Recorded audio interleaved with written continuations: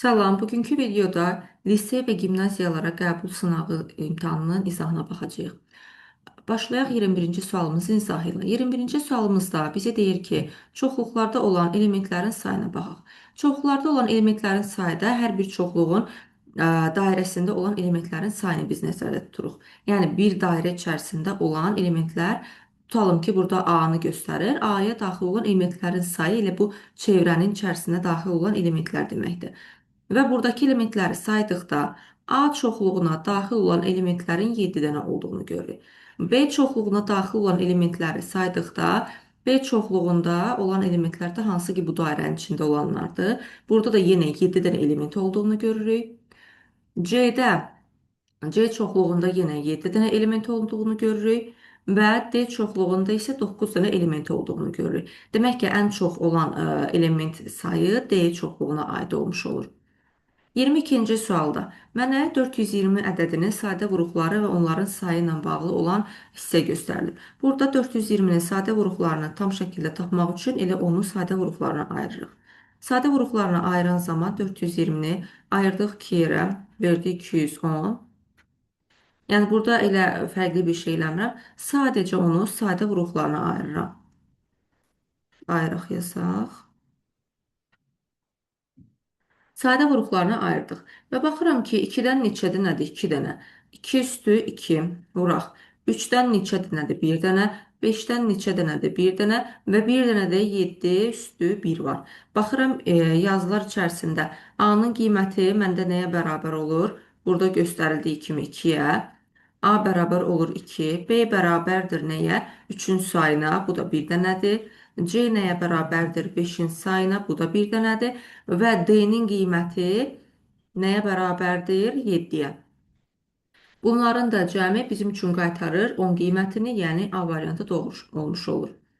23-cü sualda deyir içərisində 56 kiloqram alma və 24 kilo banan olan 2 yeşik meyvə eyni ölçülü qutulara yığılır.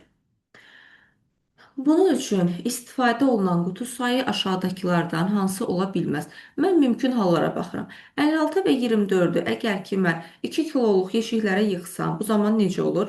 56-nı da bölürəm 2 yerə, verir mənə 28 dənə qutu burada və 24-ü də mən 2 kiloluqlara böləndə 12 dənə də qutu buradan verir. Və bunları topladıqda verir bizə cəmi 40 dənə qutu.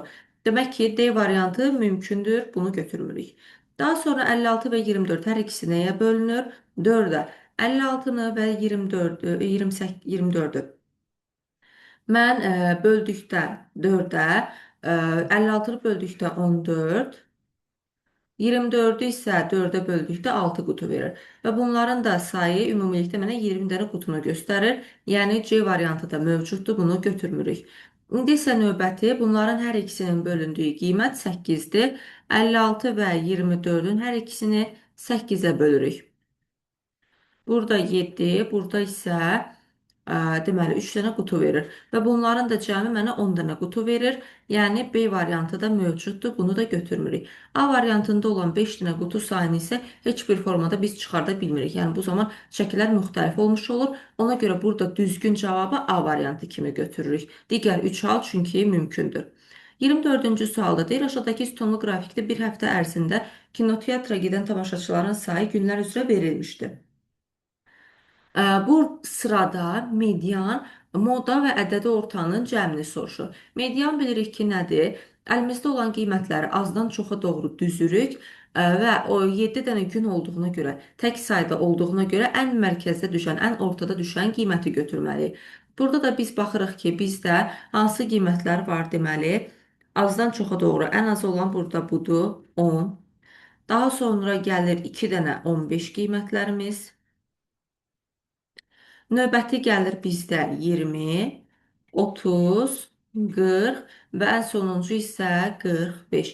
Və burada mərkəzə düşən 7 dənə qiymətdən olur dördüncü. Dördüncü də nəyə bərabərdir? 20. Deməli, bizim medianımız 20-yə bərabərdir.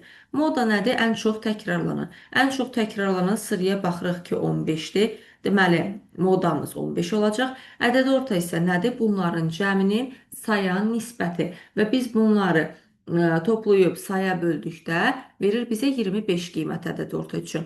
Və 20, 15, 25-də topladıqda tapırıq bu üçünün cəmini 60.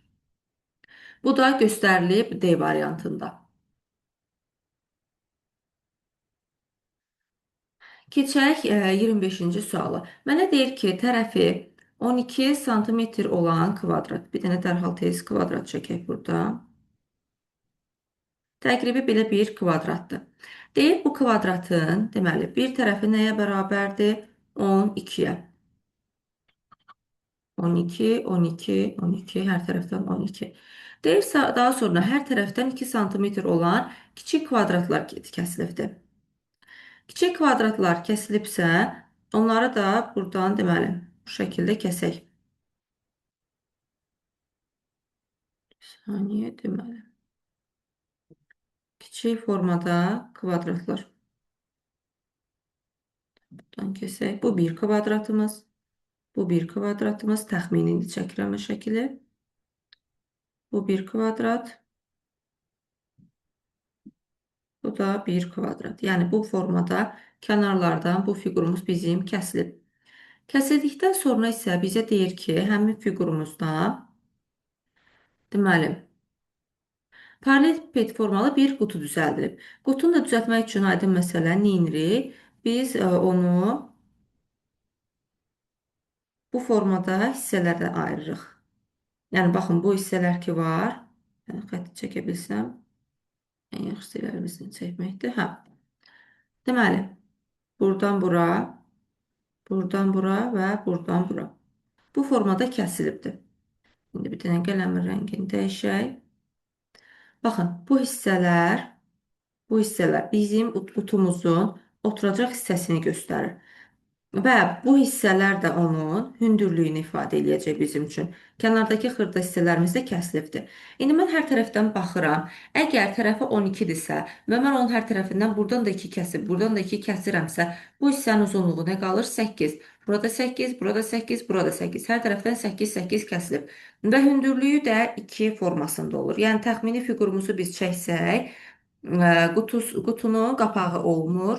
Qapağı olmayan bir qutu düzəltmiş oluruq. İndi təxmini fiquru da çəkim sizə təsvir edeyim. Baxın, belə bir fiqur alınır, amma bu hissələri boşdur. Yəni, divarları, yan divarları mövcuddur, amma üst hissəsi açıq formadadır. Və mənə buna uyğun olaraq qutunun həcmini soruşur. Həcm düsturumuz da bizim necədir? V bərabər S oturacaq vurulsun hündürlük. Və biz buradan S oturacağı tapmaq istədikdə də neyinirik? A vurulsun B. Mən burada, yəni aşağıda əvvəlcə oturacağı hesablamalıyam. Oturacağın da tərəfləri 8-in 8-ədir. Yəni, S oturacaq 8 vuraq 8, o da bərabərdir nəyə? 64 olmuş olur. Oturacağım əgər 8-dirsə, hündürlüyüm də buradan bu ikilərə uyğun olaraq 2 götürülür. 64-ü də vururuq 2-yə. Bu da verir bizə 128. Deməli, bizim fiqurumuzun həcmi 128 olmuş olur. Düzgün cavabımız olur A variantı 128. 26-cı sualda isə təqribi olaraq özümüz bir qiymət götürürük. Fərz eləyək ki, bizim suyumuz 100 qram suyumuz var. Bu 100 qram suyun 20%-i deyir ki, duz məhluludur, 20%-i duz məhluludur. Əgər 100 qram mənim məhlulum varsa ümumilikdə, bunun 20%-i əgər məndə duzu ifadə eləyirsə, elə məndə 20% duz kimi, yəni 20 qram da elə duz kimi götürürəm. 20 qram duz. Və 80 qram da məndə qalır nə? Su üçün. Deyir ki, burada duzun miqdarı 3 dəfə artırıldı. Bu zaman 20-dən nə olur? 60-a çevrilir. Və deyir ki, suyun miqdarı isə 25% artırılır. Suyun miqdarı əgər 80-im 100-dürsə, bu zaman mən onu 75% artırsam, yəni 175%-ə gəlib çatmış olur. Bu zaman mənim suyumda nə olmuş olur uyğun olaraq? Deməli, 80 əgər ki məndə sudursa,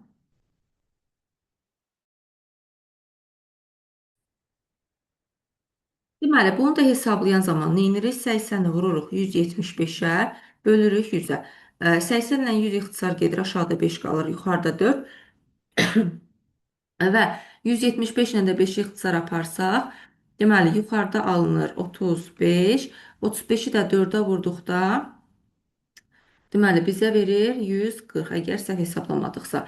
Deməli, suyu artırdıq, su oldu 140. Duzumuz oldu 60. İkisinin cəmi verir bizə 220. Deməli, məhlulumuz əvvəlcə 100 qram idi. Bu qədər artıranda olur 220. Mənə deyir, yeni məhlulun faizini hesablayaq. İndi məndə nə var? 220 qram məhlul var. Bu 100%-dir. Və bunun içində 60 qramı məndə duzdur. Bunu da tapmaq üçün yenə tənasübdən istifadə edə bilərik. 220-nin y hasili 100 ilə 60-ın hasilinə bərabərdir. Buradan da y tapdıqda bunların deməli 100 ilə 60-ın hasilini 220-yə bölürük və bu zamanda burada tapırıq 30%, yəni A variantını. 27-ci sualda deyir, aşağıdakı variantlardan hansı ştrixlənmiş hissəni göstərir? Ştrixlənmiş hissədə biz nə görürük? A ilə C-nin birləşməsini və bundan B-nin kəsilib çıxarılmasını. Bu da əks olunur elə C variantında. Keçirik 28-ci sualımıza. 28-ci sualımızda isə mənə iki dənə fiqur verir və bu fiqurda bu hissə iki dəfə verilibdir və məndən sahələrinin ümumi ölçüsünü istəyir. Bu zaman nə edirik? Hər iki fiqurun ayrı-ayrılıqda biz sahələrini tapırıq. Daha sonra isə bu hissənin iki dəfə hesablanmasını nəzərə alaraq bu hissəni hesablayıb bu cəmdən çıxmalıyıq. Bunu da hesablayan zaman bu fiqurumun da və digər fiqurumun da hər birinin bir tərəfi A, bir tərəfi B-dir. Deməli, ikisinin hasili AB, AB. Bunları da topladıqda verir bizə 2AB-ni. Bəs bu biri fiqurumuz nəyə bərabərdir? Bir tərəfi A bölək 3, digəri B bölək 2-yə. A bölək 3 vuraq. B bölək 2. Bu da verir bizə 6-da AB-ni. Biz 2AB-dən, ümumi sahədən çıxırıq AB bölək 6 nisbətini. Bu zamanda bizə nə verir? Deməli, ortaq məxrəc kimi götürsək, deməli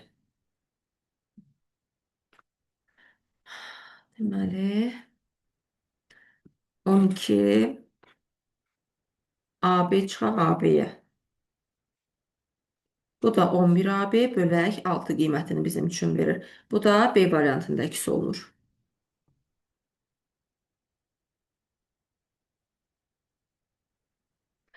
29-cu sualda bizə deyir ki, ədədlər qarşılıqlı sadədir. Qarşılıqlı sadə ədədlərdə isə əkov hər iki ədədin hasilinə bərabər olmuş olur.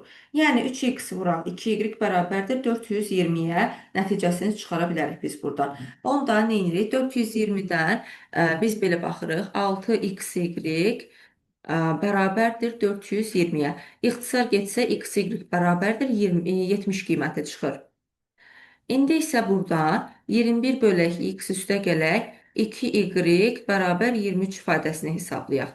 Deməli, 21 olduğu kimi qalır. Ortaq məxrəc etdikdə x-i qaldırdıq bura 2xy, x-i də gətiririk 23-ün yanına. 23x alınmış olur. Və biz buradan tənliyi həll etdikdə x-y-ə əvəzləmə edirik, 70 yazırıq. Bunu gətirib aşağıda yerinə qoyuruq. 21 üstə gələk 2 vuraq 70. Bərabərdir 23x-ə. Bu da verir bizə 140-ı. Və buradan hesabladıqda x üçün tapırıq 7 qiymətini. Əgər x-imiz 7-dirsə, yuxarıda əvəzləyirik, y-ə nə tapırıq 10 qiymətini. Bizdən isə y-in qiymətini soruşur, 10, yəni A variantı doğru olmuş olur. Gəldik 30-cu suala. 30-cu sualda biz əgər ki, qiyməti burada hesablasaq, birinci mötərizə üçün. N-1 bölək N qiymətini tapırıq. İkinci mötərizəyə baxdıqda isə burada məxrəc N plus 1 olmuş olur və N plus 1 yuxarı qalxır. Yəni yuxarıda N plus 1 çıxaq 1 bölək N plus 1 alınır. İkinci mötərizə üçün. Və burada da birlər getdikdə yuxarıda sadəcə N qalır. Digər mötərizəyə baxdıqda N plus 2 çıxaq 1, məxrəcdə isə n plus 2 qalmış olur. Və burada da 2 ilə 1 arasındakı münasibətə baxdıqda n plus 1 bölək n plus 2 qalmış olur. Və eyni şəkildə digər mötərizədə alınır n plus 2 bölək n plus 3. Və burada ixtisarlara apardıqda çarpaz formada bura ilə bura bunlar və formada ixtisarlar getmiş olur. Bu da bərabər olur 13-də 9-a. Deməli, n-1 bölək n+3 bərabərdir 9 bölək 13-ə. Və buradan elə biz görürük ki, n qiyməti nəyə bərabərdir? 10-a. N əgər 10 olsa 1 çıxanda 9-u, 3 faiz artıranda isə 13 qiymətini alırıq. Düzgün cavab olur 10. D variantı. Burada isə hesablamayı yerinə getiririk. İndi burada şagird biraz qaralayıb, təzədən mən burada yazacağım. 3 çıxaq, yuxarıda nə? 2 minus 3-də 2, aşağıda 2 minus. Deməli, 2 bölək, 2 çıxaq, 3-də 2. Bu ifadəni hesablamaq istəyir bizdən. Yaxşı, hesablayaq. Deməli, əvvəlcə elə şagirdin yazdığı kimi yazım, qələmi dəyişək. Bu aşağıda 2 tamdan 3-də 2-ni çıxanda, baxın, bu hissə üçün deyirəm. Bu hissə nəyə bərabər olur? 2 tamdan çıxanda 1 tam 3-də 1-ə. Bu da nəyə bərabər olmuş olur? 3-də 4-ə. Və burada belə bir kəsir alınmış olur. Burada böyük bir kəsir. Yuxarıda 2, aşağıda 3-də 4 alınmış olur. Və qanuna uyğunluğu biz tətbiq etdikdə 3 yuxarı qalxır. 2 vuraq 3, aşağıda da 4. 4 ilə 2 ixtisar getdi. Alındı 2. Və bura verdi bizə 2-də 3 qiymətini. Deməli, ifadə belə olur. 3 çıxılsın. Yuxarıda, deməli, yuxarını da gəlin birbaşa hesablayaq. 2 tamdan 3-də 2-ni çıxanda verir bizə 3-də 4-ü. Aşağıda da 2 tamdan çıxırıq. Deməli, 2-ni də, deməli, buranı hesablayanda dedik ki, burada alınır 4-də 3 və bu 4-də 3-ü də biz yuxarıdakı 2-ni də nəzərə alanda tapdıq 2-də 3 formasında. Yazırıq burada 2-də 3. Bərabərdir nəyə? Deməli, 3-ü yenə olduğu kimi yazırıq. Yuxarıda 3-də 4-ü yerinə qoydum. Aşağıda 2 tamdan 2-də 3-ü çıxırıq. Bunu da ortaq məxrəc formasında gətirsək bu 2-ni aşağıda yazıram. Baxın, bu hissəni aşağıda yazıram. 2 tamdan çıxıram 2-də 3-ü. Bu da verir mənə 2-də 4 çıxaq 3, yəni 2-də 1-i. Yazdıq burada 2-də 1 bərabərdir. 3 tamdan çıxırıq 4 vuraq 2, aşağıda da 3 vuraq 1 almış oluruq. 3 tamdan çıxırıq 3-də 8-i. Və bu da verir bizə 3-də 1 qiyməti, yəni B variantını. Keçirik 32-ci sual. 32-ci sualda isə mənə deyir 6 işçi bir işi 10 günə bitirir. Deməli, onlar ümumilikdə nə qədər iş görür? 6-nı vururam ona. Deyir, işə başladıqdan 2 gün sonra 2 işçi işdən çıxır. Qalan işçilər işin qalan hissəsini neçə günə bitirərlər? Deməli, 6-nı vururam mən, ona tapıram ki, burada 60. Əgər 2 gün hamısı birlikdə işləsələr, tapıram nə qədər iş gördülər? 12. 60-dan 12-ni çıxanda qalır məndə 48. Deməli, əlimdə qalan bu 48 işi işçilər nə qədər günə yerinə yetirməlidirlər? 2 gün işləyiblər və 2 işçi çıxıbdır. Əlimdə nə qədər iş qalıb? 48. Neçə günə bitirər və neçə işçi qalıb? 4. 6-dan 2-ni çıxanda 4 dənə işçi əlimdə qaldığını görürəm. Və bu işçilər 48 işi yerinə yetirməlidirlər. Bunu da böldükdə verir bizə 12. Deməli, qalan işçilər yerdə qalan işçilər yerdə qalan işi 12 günə yerinə yetirərlər. Bu da C variantında.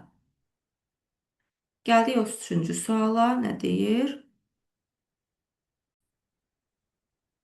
33-cü sualda mağaza sahibinin məhsulun qiymətini əvvəlcə 40% artırdığını deyir. Deyək ki, məhsulumuzun qiyməti 100 imiş. Bunu 40% artırdıq və oldu qiymətimiz 140. Daha sonra isə o baxır ki, qiymətdə bu sərfəli alınmadı.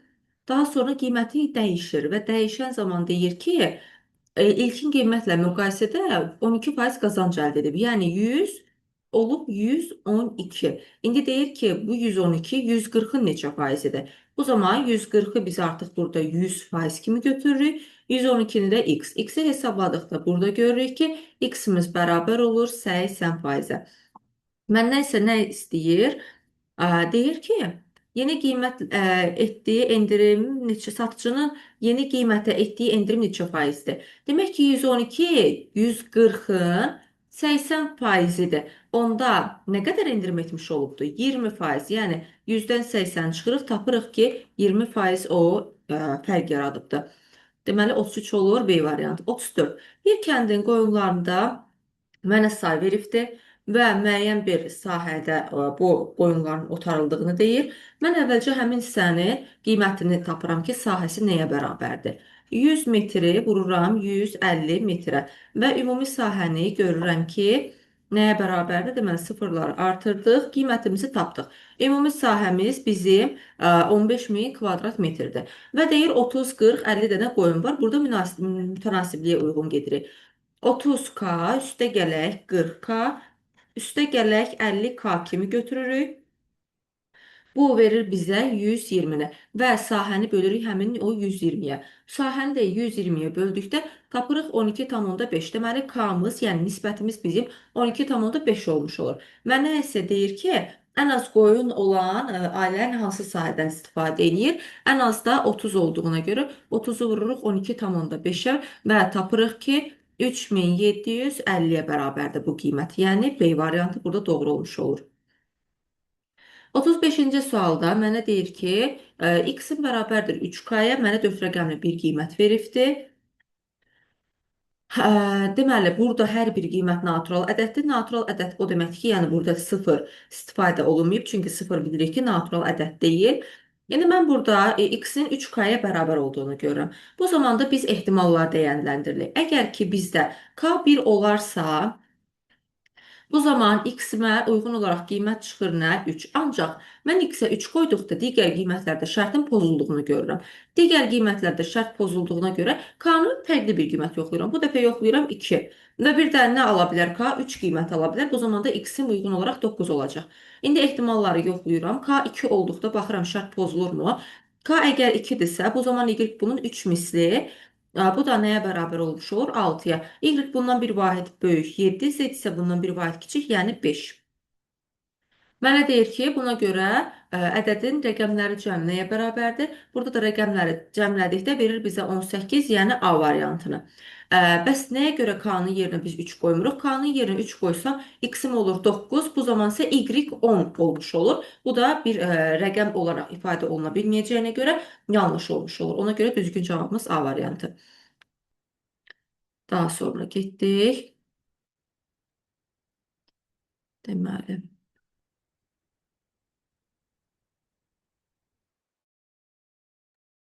növbəti sual.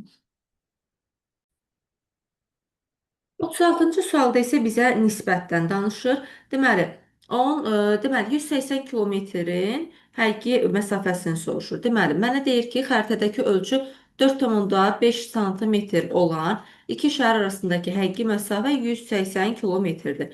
Biz burada bunların neçə dəfə fərqli olduğunu tapmaq üçün 180 kilometri əvvəlcə çeviririk santimetrə. Bu da verir bizə, deməli, kilometrdən metrə 3 dənə 0, metrdən də santimetrə 2 0. Verdi bizə bu qiyməti. Bunu bölürük 4,5-ə. Bu bizə verir deməli. Buradan deməli mənə nədir? Xəritənin miqyasını hesablayaq. Bunu sadəcə nisbətini tapırıq.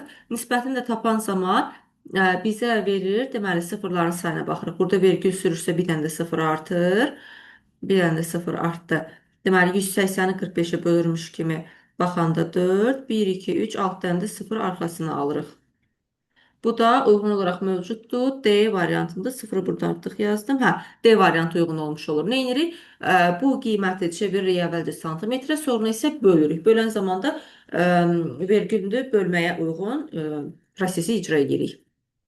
Deməli, gəldik 37-ci sual. 37-ci sualda A, B, C qiymətləri uyğun olaraq tapmaq üçün hamısını 1-ə bərabər olduğunu fərz edirəm. Əgər hamısı 1-ə bərabərdirsə, A-ya bu zaman 3, B-yə bərabər olur 5, C-yə də bərabər olur 4 qiyməti.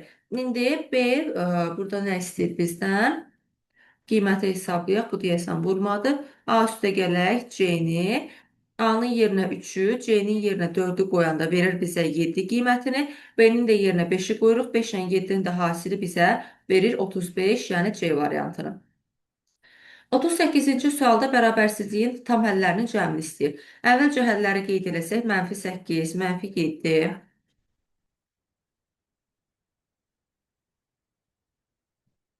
-1, 0.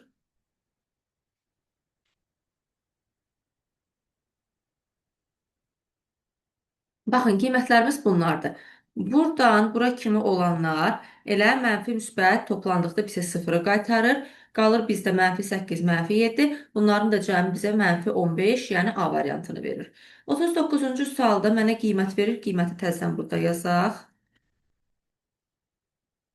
Deyir ki, bu qiymət 15-ə tam bölünür. 15-ə tam bölünürsə, bu zaman biz 15-ə bölünmə qaydasını xatırlayırıq. Bu da nədir? 3-ə və 5-ə bölünmə qaydası. 3-ə və 5-ə bölünməsinin üçün, 5-ə bölünmək üçün üsul necədir? B-nin yerində ya 0 ola bilər, ya da 5 ola bilər.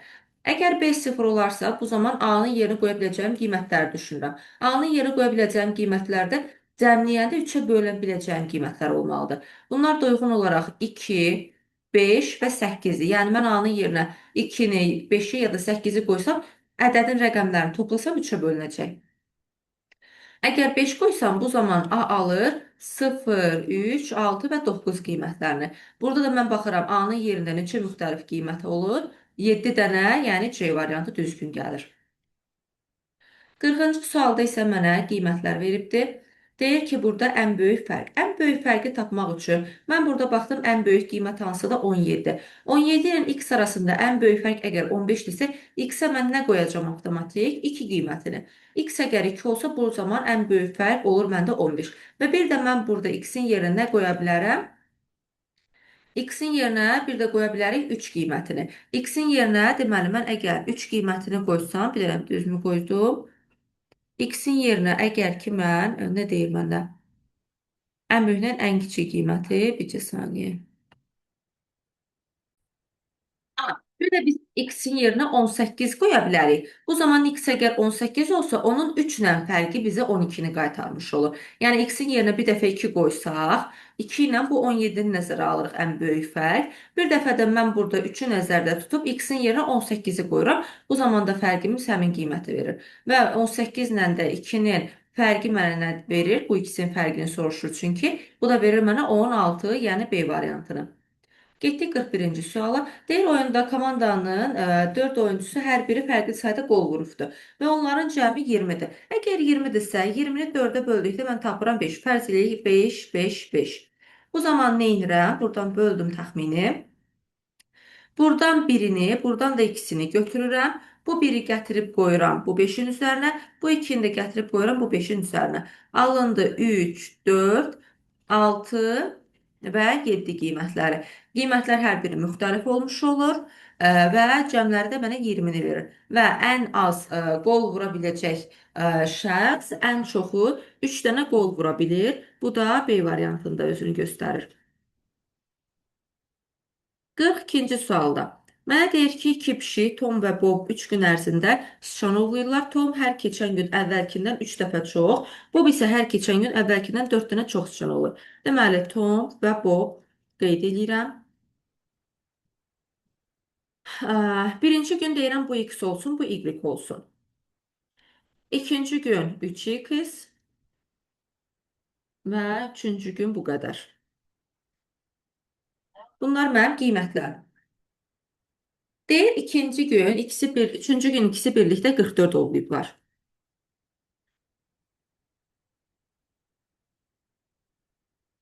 Deməli, onda. Onların cəmi olur belə.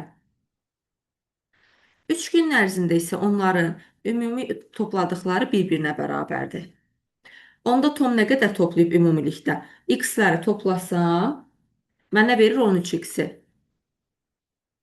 Y-ləri toplasam, 3y bərabər üstəgələk 12. Və buradan alındı bir tənlik sistemi. Başlayırıq tənliyi həll eləməyə. Deməli, 9x üstəgələk y bərabər olur 36-ya 8 digər tərəfə keçəndə.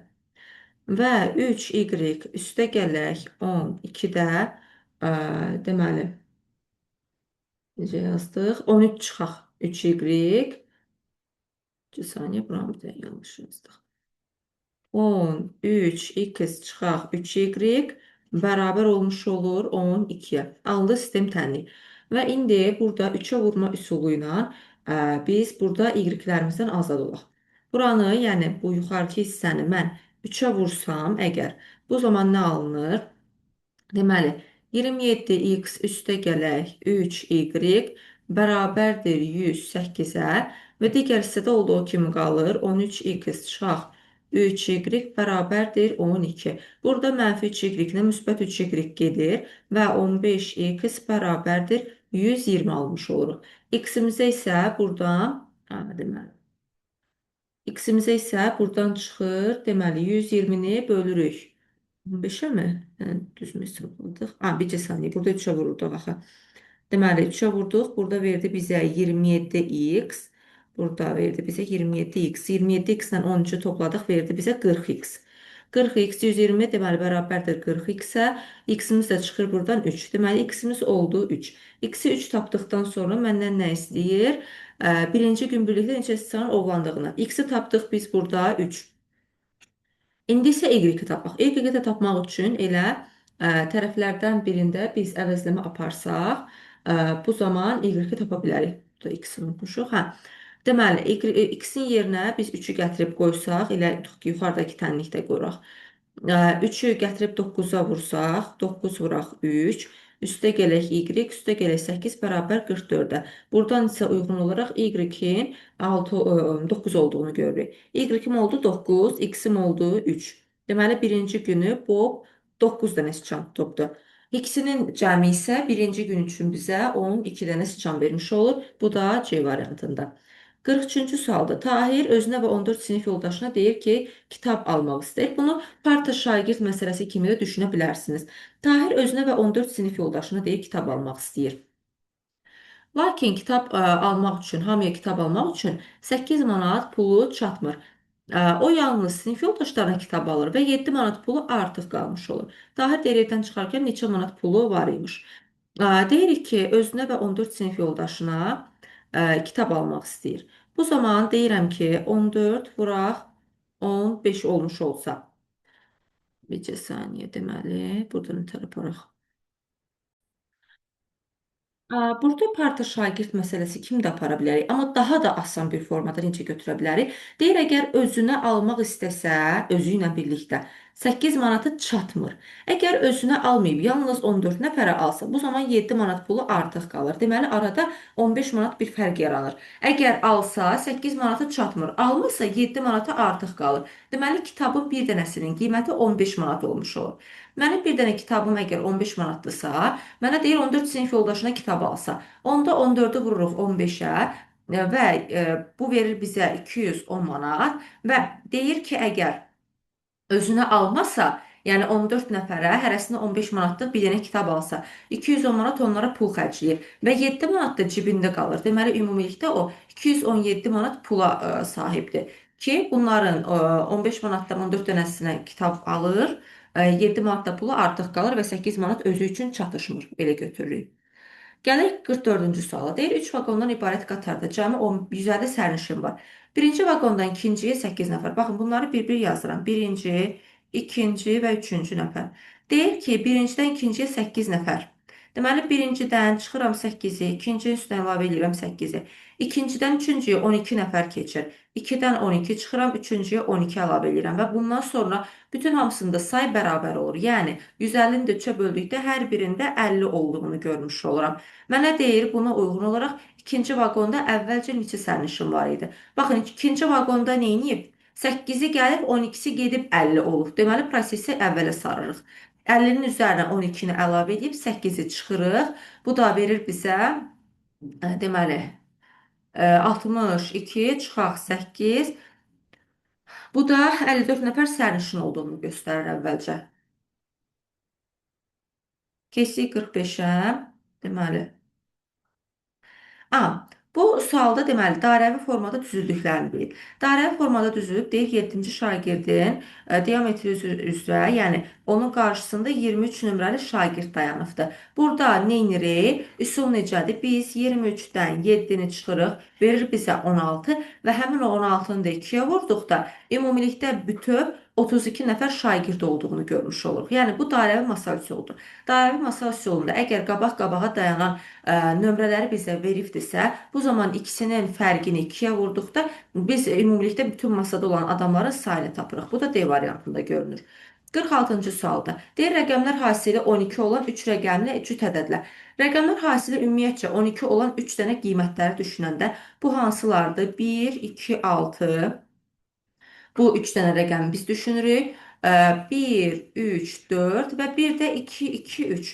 Bunlar mənim rəqəmlərim. Bunların hasili bizə 12-ni verir. Bəs bunlardan düzələn qiymətlərə baxdıqda cüt olmasını da nəzərə alaraq 1, 2, 6-dan 1, 2, 6, 1, 6, 2, 2, 1, 6 və 2, 6, 1, 2. Baxın, cütləri nəzərə alaraq yazıram. Birləri qoymuram sonluğa, çünki onları qoysam tək olar. İndi 1, 3, 4 üçün nəzərə alıram. Verir mənə 134 və 314. İndi sonuncu qiymətimizə baxırıq. 2, 2, 3 qiymətləri üçün 232 və 322. Ümumilikdə də bunların cəmi bizə verir 2118 qiymətini. Bu da B variantında. Deyir ki, rəqəmli ardıcıl 4 cüt ədədin cəmi neçə müxtəlif qiymət ala bilər? Bu zaman biz ən kiçikləri birinci düşünək. Ən kiçiklər 10, 12, 14 və 16. Ardıcıl cüt qiymətlər. Bunların cəmi bizə verir 52 qiymətini. Bir də ardıcıl ən böyükləri düşünsək, 92, 94, 96, 98. Bunların da cəmi bizə nə verir? 380. Hə, biz ən kiçik cəmdən ən böyük cəmi tapdıq. İndi bir də bunların artımlarını nəzərə almaq üçün mən ikinci elə bir qrupu da yazıram. İkinci qrupu da yazanda 12, 14, 16 və 18-i biz nəzərdə tutsaq, bunların da cəmi bizə verir 60-ı. İndi mən baxıram, 52 ilə 60 arasında neçə vahid fərq var? 8 vahid fərq var. Deməli, mən indi ən böyük qiymətdən, yəni 380-dən 52-nin fərqinə baxıram. 52-nin fərqinə və bunu bölürəm artıma. Artım da nədir? Bu 8. Və üzərini bir vahid artırıram. Bu da verir bizə ümumilikdə 42 qiymətini. Deməli, ümumilikdə 42 dənə belə müxtəlif hal alına bilir. Keçək 48-ci suala. 48-ci sualda isə blok mənzil məsələsidir. Deyir 16 mərtəbəli binanın hər mərtəbəsində eyni sayda mənzil var və nümunə olaraq göstərib ki, 73, 74, 75 və 76 nömrəli mənzillər 3-cü mərtəbədə yerləşir. Buna uyğun, yəni mən nəzərdə tuturam ki, bir mərtəbədə 4 dənə mənzil var. Əgər 16 dənə mərtəbə varsa bir binada, bu zaman bir binada, bir blokda 64 dənə mənzil yerləşdiyini görürəm. Və mənə deyir 200 nömrəli mənzil hansı blokda, hansı mərtəbədə yerləşər. Bu zaman nə edirəm? 200-ü bölürəm 64-ə. 264-ə böldükdə biz tapırıq ki, 3 tam, qalıq isə 8 verir. Yəni, 3 dənə blokum tam şəkildə dolub və qalanlar avtomatik neyniyəcək? 4-cü bloka keçir. 4-cü blok. Və məndə neçə dənə mənzil qalıb? 8 dənə mənzil qalıb. Bu 8 dənə mənzildə hər bir mərtəbədə 4 dənə olmaqla düzülüb. Onda həmin o 8-i də bölürəm 4-ə və mənə verir 2 tam, qalıqsa 0. Qalıq 0 verdiyinə görə elə ikinci mərtəbədə yerləşdiyini görürük biz 200-ün. Hə, əgər qalıq olsaydı, tamdan bir vahid yüksək götürəsi idi. Deməli, 4-cü blok və ikinci mərtəbədə yerləşir. Bu da B variantında göstərilib. Keçək deməli 49-cu suala. Deyir ki, İsmail bacısına muncuqlarla hədiyyə verir. Birinci ipə 1 muncuq, ikinci ipə 2 muncuq, üçüncü ipə 3 muncuq düzür və dördüncüdən başlayaraq uyğun olaraq özündən əvvəlki 3 dənənin cəmi sayda düzür. Bu hansı üsuldur? Fibonacci sırası. Yəni birincidə 1 dənə, ikincidə 2 dənə, üçüncüdə 3 dənədir, dördüncüdə bunların cəmi 6 dənə. Beşincidə isə özündən əvvəlki 3 dənənin cəmi, yəni 2, 3 və 4-ün cəmi, bu verir mənə 12-ni. Altıncıda bundan əvvəlkilərin cəmi.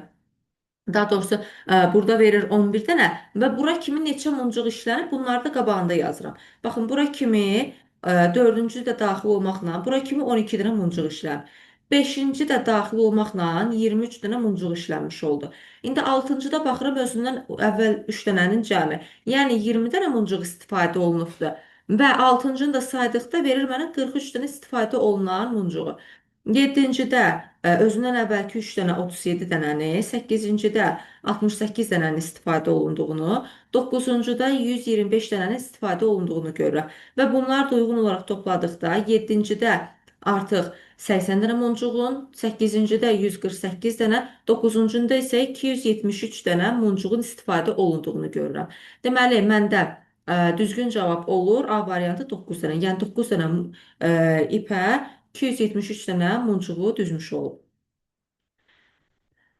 Keçirik 50-ci suala. Deyir, Rasim ağacdan bir neçə alma dərib, onlardan birini dərhal yedi. Əgər o ağacdan ilk dərdiyi almaların sayından 3 dəfə çox alma dərsəydi və yenə birini yesəydi, qalan almalar indiki almaların sayından 3 dənə çox olardı. Belə götürülür.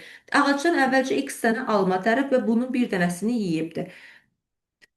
Deyir ki, əgər ki 3 dəfə çoxalma dərsəydi, yəni 3x qədər dərsəydi və bundan yenə birini yesəydi, bu zaman 18 vahid fərq yaranır. Yəni mən birincinin üzərinə 18 əlavə etdikdə saylar bir-birinə bərabər olur.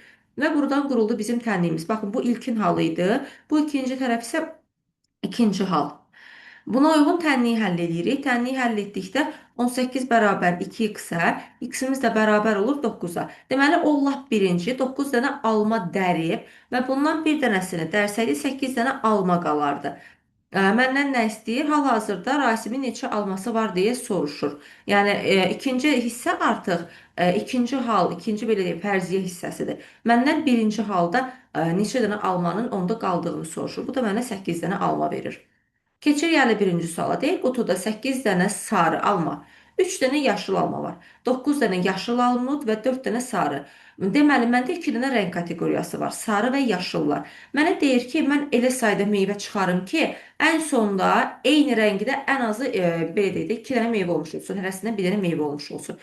Bu zaman nə edirəm? Ən çox sayları götürürəm. Deyirəm əvvəlcə 9 dənə yaşıl armud çıxmış olsun və 5 dənə də sarı alma çıxmış olsun. Buradan elə 14 dənə meyvəni biz çıxarmış oluruq. Amma iki fərqli kateqoriya, iki fərqli rəng olmuş olur. Və mən bir dənə də hökmən əlavə bir meyvə çıxarmalıyam. Fərqi yoxdur. Bu yaşıl 3 dənə almadan biri də ola bilər. 4 dənə sarı armuddan da biri ola bilər. Bu zaman istər-istəməz hansısa biri ilə eyniləşəcək rəngləri şərtdə verildiyi formada. Deməli, mən minimal 15 dənə meyvə çıxarmalıyam. Yəni burada şərt odur ki, düşünürük ki, ilk halda mümkün qədər hamısı ən çox saydan çıxmış olsun. O birinə heç keçməmiş olsun. Bu da C variantında. 52-də. Deyir, 1-dən 9-a kimi qiymətlər elə düzülüb ki, soldan sağa və üstdən aşağıya doğru azalma sırası ilə gedir. Mən burada 7 görürəmsə, A hökmən olur 8 və burada da olur 9 qiyməti. Və mən baxıram, aşağıda əgər 5 qiyməti var, 9, 8, 7 də düzülübsə, deməli C-nin qiyməti mütləq şəkildə 6 olmuş olacaq. Və buradakı boş xanaya da 1 düşür. İndi burada mən bilirəm ki, B, D və Y qiymətləri. Məndə nələr qalıb əlimdə? 2, 3 və 4 qiymətləri var. Burada mən B-nin yerinə 4 qoyub, Y-nin qiymətinə 2 və yaxud da D-nin qiymətinə 3 də qoya bilərəm və yaxud da dəyişik də qoya bilərəm. Y-yə 3, D-yə 2 də qoya bilərəm. Burada artıq elə bir fərq yaratmayacaq. Mənə deyir, buna uyğun olaraq aşağıdakı qiymətləri tapaq. Yəni burada niyə fərq yaratmır? Çünki bu 3 dənə mənə zaten cəmini soruşur. Yəni ona görə sıraların hansı olmasının elə bir önəmi yoxdur. Şərt zaten pozulmur. Bu 3 dənəsinin cəmini A, C-nin cəmi ilə fərqini tapmamı istəyir. Yəni 8 üstə gələk C, bu da 6-dır, çıxaq. 4, 3 və 2-nin cəmi. Bunları da hesabladıqda bizə qaytarır 5 qiyməti, yəni C variantı. 53-cü suala gəlirik. 53-cü sualda isə mənə deyir ki, deməli, A və B arasındakı fərq 47-dir. Burada azalan, çıxılan fərq kimi baxaq.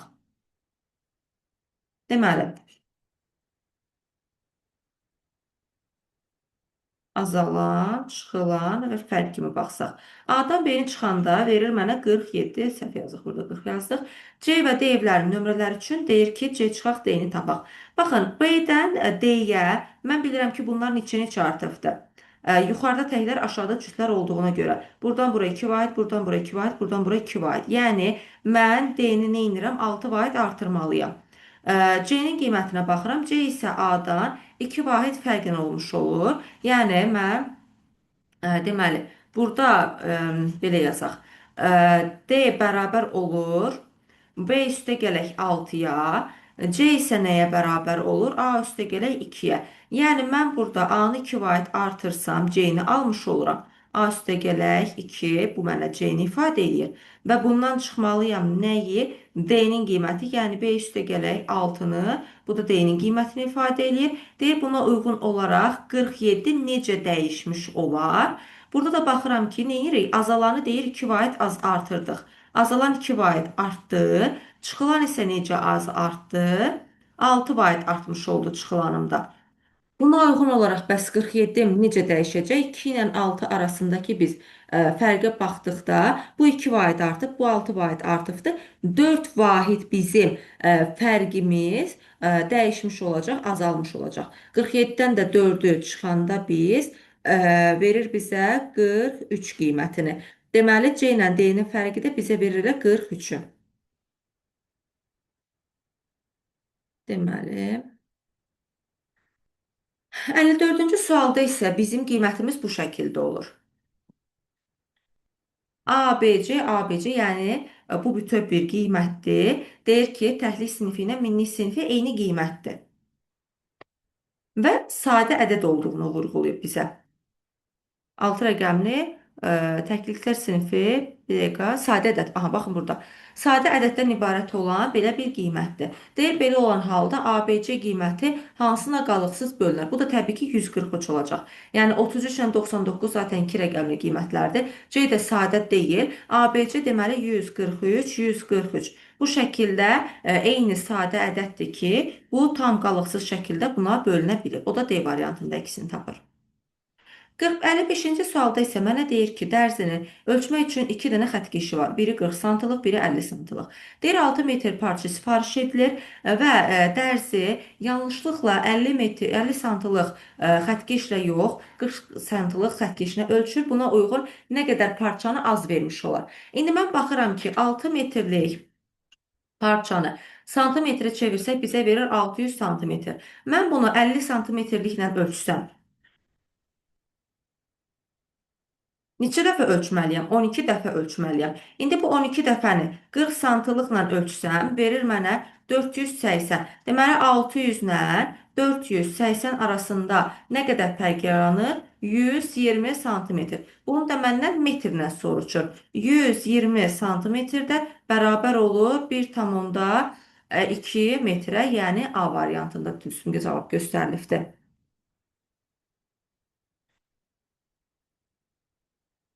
Öyle. 56-cı sualda isə bizə deyir ki, qablarda olan suyun miqdarını minimal formada götürək, ən az formada. Bunun üçün də bir şey nəzərə almalıyıq ki, qablarda olan sular azala-azala gedir. Yəni ən az su bu üçüncü qabdadır. Və burada sadə vuruqlara baxıram. 2, 5, 7. 2, 5, 7-nin hasili mənə buradan verir 70. Deməli, digər qablarda 70-dən daha çox olmalıdır. Amma minimal götürməliyəm. Deməli, burada 2, 3, 5-in hasilinə biz baxsaq, bizə verir 30-u. Amma biz 30-dan daha böyük götürməliyik. 2-nin sayını əgər artırsaq, sadə vuruqlar kimi verir bizə 60, amma bu düz gəlmədi. Bu zaman onda 3-ü yoxlayıram ki, əgər ki 3 olsa necə olur? Və yaxud da 2-nin sayını 2 dəfə bir dənə artırsaq. Bu zaman deməli burada deməli biz əgər 2, 3, 5-i bir-birinə vursaq bizə verir 30. Amma 30 70-dən azdır. Baxaq əgər 2-ni mən artırsam, bu zaman verir bizə 60 qiymətini. Amma bu düzgün gəlmir. 2-ni bir də artırsam verir 120, amma bu daha böyük qiymət alınır. Bir də var ki biz 3-ü artıraq. Bu zaman hasil bizə verir 90-ı. Deməli bu qabımızda 2 vuraq, 3 vuraq, 5 vuraq və 3. Bunların hasili verir bizə 90-ı. İndi 2 ilə 11-i gəlirəm. 2 ilə 11-i bir-birinə vursaq verir bizə 22.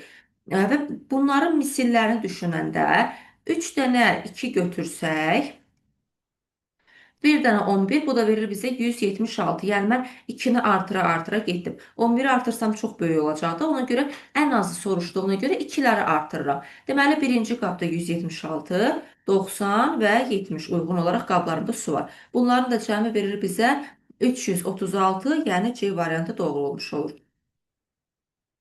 57-ci sualda isə mənə deyir ki, nənə masanın üzərində 24 dənə şəkərbura qoy və 1 dəqiqə ərzində Ə, Nəvə 5 şəkər buranı yeyir, nənə isə 3 dənəsini yenidən bişirir. Və bu artımda, azalmada biz baxırıq ki, bir dəqiqə ərzində hər dəfə 2 dənə şəkər bura azalır masada. Deyir ən sonda 6 şəkər bura qalarsa, ümumilikdə neçə dənə şəkər bura yemiş olar. Baxın, 24 dənə imiş, olub 6 dənə. Neçə dənəsi azalıbdır? 18 dənə. Və bu 18 dənə neçə dəqiqə ərzində azalıbdır? Hər dəqiqədə 2 dənə azaldığına görə 18-i 2-yə bölürəm və tapıram 9 dənə. Deməli, hər dəqiqədə 2 dənə azaldığına görə ümumilikdə 9 dəqiqə ərzində şəkərburaların sayı dəyişib. Yəni 9 dəqiqə ərzində nəvə 5 dənəni yeyibdi, nənə 3 dənəni bişiribdi. Nəvənin yediyi də 5 dənə olduğuna görə hər dəqiqədə 9-u vururam və 5-ə, tapıram cavabı 45. Deməli, nəvə hər dəqiqədə 5 dənə yeməklə 9 dəqiqə ərzində 45 dənə yeyib. Maşallah, yavaş iştahlıq nəvəymiş. Ya da şəkər bunlar çox balaca. Keçdik 58-ci sualı. Lövhədə 20-dən 60-a qədər deyir natural ədədlər yazılıbdır və bunların deyir ki, 2 ədədi silir. Hər addımda 2 ədədi silir və onların yerinə həmin ədədlərin cəmini yazır. Misal üçün, yəni 20, 21, 22, 23 bu şəkildə gedir və bu da tutaq ki, 20 ilə 21 silir, yazır ikisinin cəmini 41-i. 22, 23 bu şəkildə davam edir. Bu şəkildə 41 dənə ədəd olmuş olur məndə. 20-dən 60-a kimi hər ikisi daxil olmaqla 60-dan çıxıram 20-nin üstünə 1 əlavə edirəm. Məndə ümumilikdə 41 dənə ədəd olmuş olur. Və hər dəfə onları 2-2 cəmləyir. 41 dənə ədədi 2-2 cəmlədikdə 40 dəfə bu prosesi icra eləmiş olur. 40 dəfə həmin şeyi icra edir, təkrarlayır. Elə buradan variant əslində çıxıb, amma qiyməti də ümumilikdə biz hesabladıqda nə edirik? 1-dən 60-a kimi qiymətlərin cəmini hesablayıb, buradan 1-dən 19-a kimi cəmi çıxmalıyıq. Niyə 19-a kimi? Çünki 20 də daxildir. Bunun üçün də düstur necədir? N vurulsun, n plus 1 bölü 2-yə əsasən. 60-ı vururam 60 üstə gələk 1-ə, bölürəm 2-yə və buradan çıxıram 19 üstə gəl 1 bölü 2.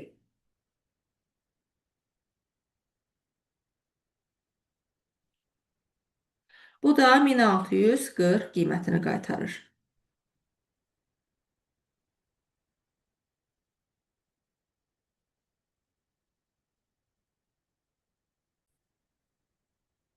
Növbəti sualda isə bizə deyir ki, Nuray marketdən 2 fərqli ölçüdə yumurta alır.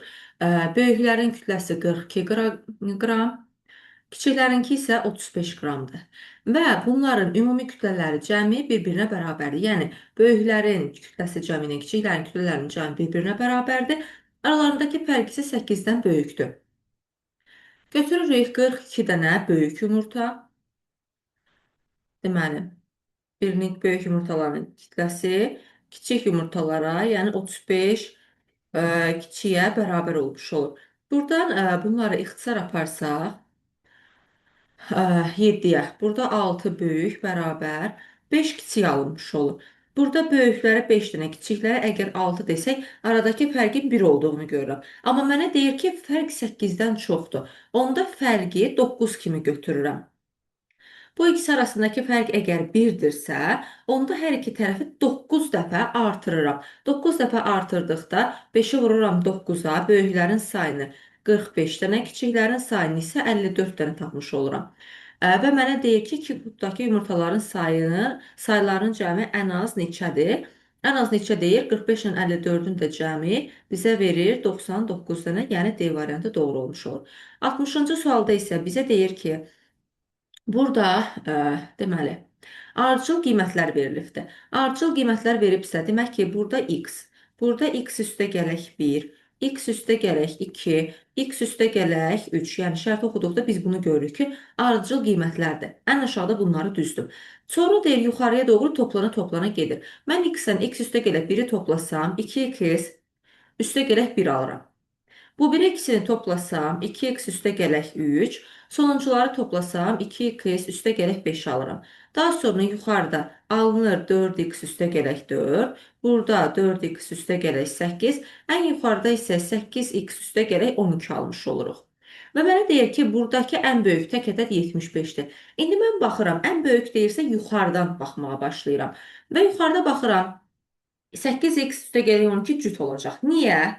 X-in yerində tək də dayansa, cütdə dayansa, mən onu cütə, yəni 8-ə vuranda mənə cüt verir və üzərinə də 12 əlavə edirəm, yenə cüt alınır. Həmin qayda eyni şəkildə ikinci sətirdə də hər iki qiymət üçün ödənir. Və burada 2x-lər də həmin ardıcıllığı izləyir. Bizdə burada ən böyük dediyinə görə Bizdə burada ən böyük dediyinə görə biz 2x üstə gələk 5-i götürürük. Yəni burada birinci sətir bu sətirdə cütlərdir. Burada da cütlərdir. Növbəti sətirdə isə baxın burada 2x üstə gələk 1, üstə gələk 3, üstə gələk 5. Bunlar üçü də mənə tək qiyməti qaytarır. Tək qiymətləri qaytarırlar. Niyə? Çünki x tək də olsa, cüt də olsa cütə vururam. Və vuranda buradan cüt qiymət alırıq. Üzərinə də tək qiymət əlavə etdikdə yenə mənə təki qaytarır. Və bunlar üzərində baxdıqda biz ən böyüyün 2x üstə gələk 5 olduğunu görürük. Deməli, qiyməti tapdıq. 2x üstə gələk 5 bizdə 75-ə bərabərdir. Bəs burada x-imiz nəyə bərabər olur? X də bərabər olur 35-ə. Məndən nə istəyir? Dairələrdə yazıla biləcək ən böyük ədədin rəqəmləri cəmi neçə olar? Əgər qiymətim 75-dirsə, x-imi də tapdım 35. X-im əgər 35-dirsə, uyğun olaraq deməli aşağıda, indi mən burada tərsinə yazacağam.